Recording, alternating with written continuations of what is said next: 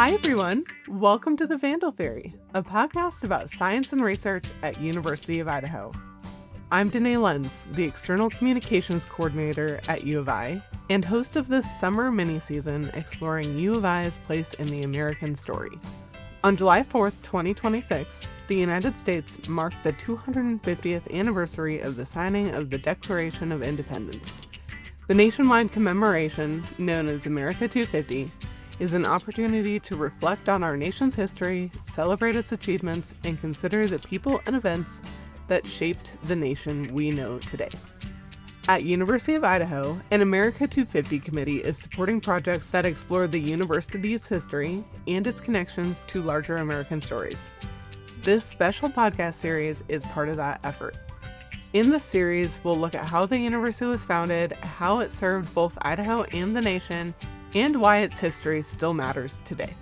In this episode, we're talking with Mario Pyle, student ombuds, retention specialist in the College of Letters, Arts, and Social Sciences, and a member of U of I's America 250 committee. Together, we'll explore the Morrill Act, the land-grant mission, and the creation of University of Idaho. Let's start at the beginning. Hey, Mario. Welcome to the podcast. Hello. Can you please start by introducing yourself? Just tell us a bit about what you do at U of I. I work two jobs as one. I get to be the student ombuds for the whole campus, and then I also get to be the retention specialist for the College of Class. You work with U of I's America 250 committee. I'm hoping that you can just start off this podcast by just giving us the definition of what a land-grant university is and how they came to be. Absolutely. So for me, a simple way of looking at a land grant is the federal government gave 30,000 acres to each state to create a public institution for education around agricultural and this thing called mechanical arts and applied sciences. And it was to hopefully encourage students who were not necessarily of the so-called ruling class to be able to give access to more students across the United States. Okay, in these early days, what did campus look like? What was going on here? What was the vibe? So one thing I think is important for people to understand about when U of I started was that just across the Palouse was WSU, Washington State University, and they slightly were ahead of us. So U of I was trying to play catch up. And so there was a big push of recruiting students to come to this brand new land-grant university. And so it was very, I guess you would imagine as any new school, whether elementary or high school, very few students.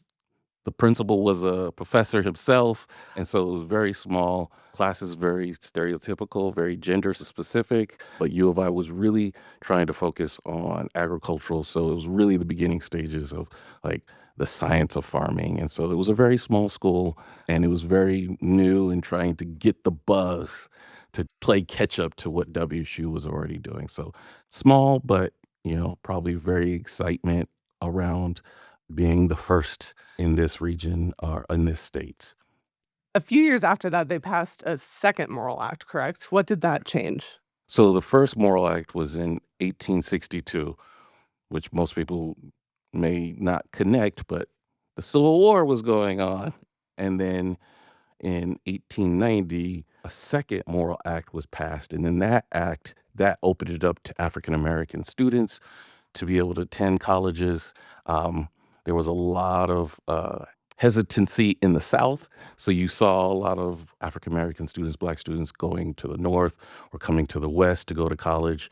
And then HBCUs were being considered land-grant universities as well with the same focus.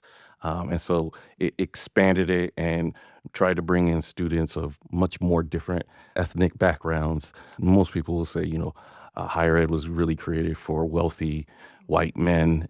These Morrill Acts were created to help bring in more people and give others opportunity to have a higher ed education. Did that succeed? Did we get more varied people on campus? I would say yes, it was slow, but I think there was a push for that. So one of the early people that is talked about a lot is Jeannie Eva Hughes, who was the first Black student, also a woman, first Black student on our campus, and she was the first Black graduate. And she came in 1895, so 5 years after the second Morrill Act. I think had significant influence on probably why she was willing to come to school here and was able to graduate. And apparently she was a fine student. She won oratory awards, and she was well spoken about by a lot of her peers and the president of the university. So I think that all contributed to her being a first, and that bringing that dynamic. And there's not really anything negative said about her, or she didn't really write about a negative experience, but I can only imagine she kept those things probably close to the chest. Okay, so we have the baseline, we know where we came from. From there, where did we go? What did we bring to the state of Idaho? Like, what does U of I add?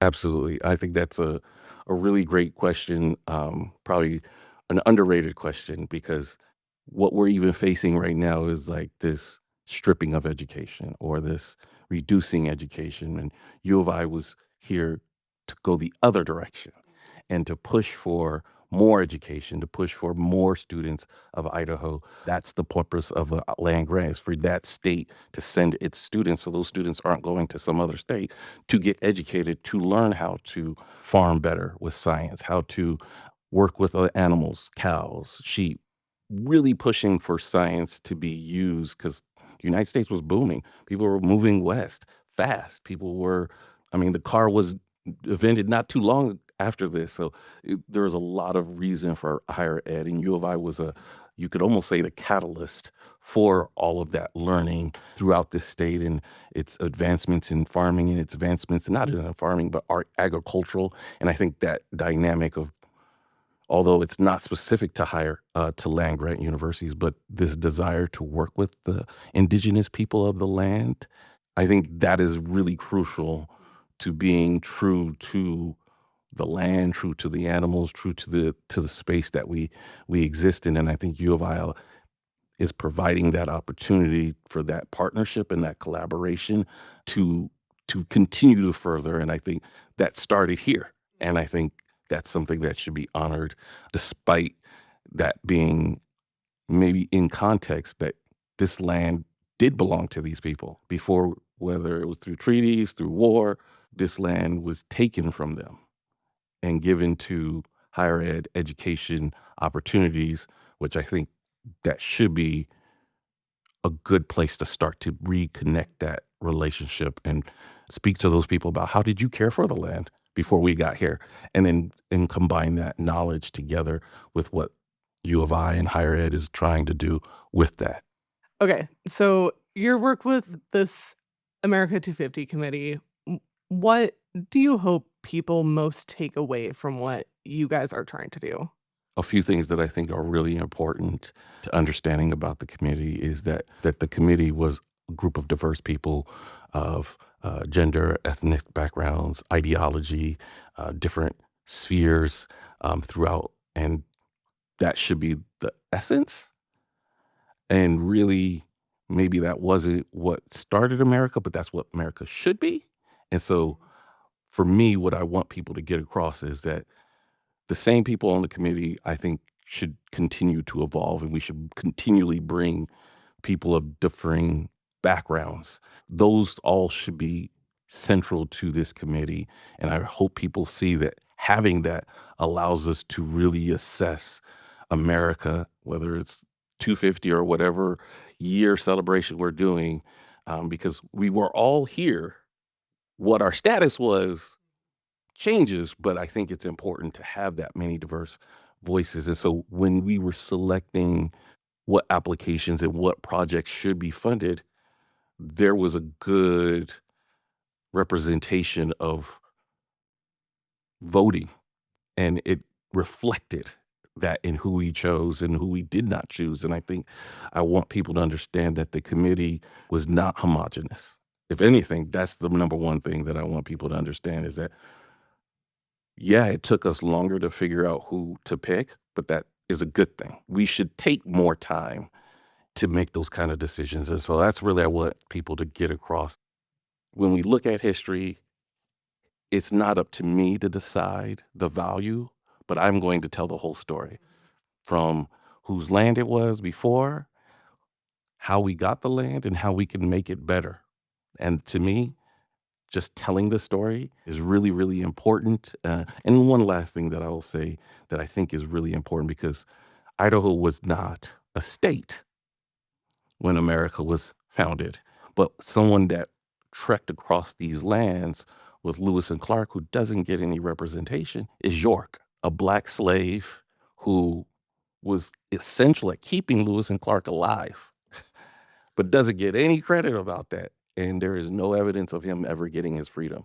But he walked these lands. He may have been in these areas that we're sitting today. And I think those are the types of things that I want to bring, because history is not dead. History is not old, and it's not dead people and dates. It's the decisions that were made that we still are being affected by. That's what history is.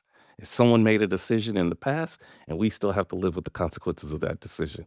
And so how do we bring that alive? And so that's what I hope the American 250 Committee people get from us, is that we're diverse and we're bringing alive that which is seen as past, but it's not. It's the decisions that we have to live with. And I hope that radiates and gets communicated to the students, faculty, and staff, and even the community at large here in Idaho.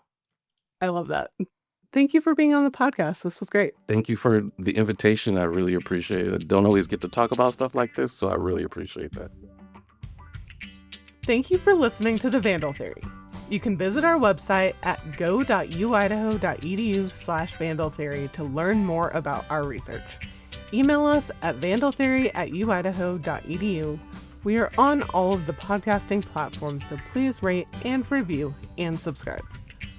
I'm Danae Lenz. Thanks for listening.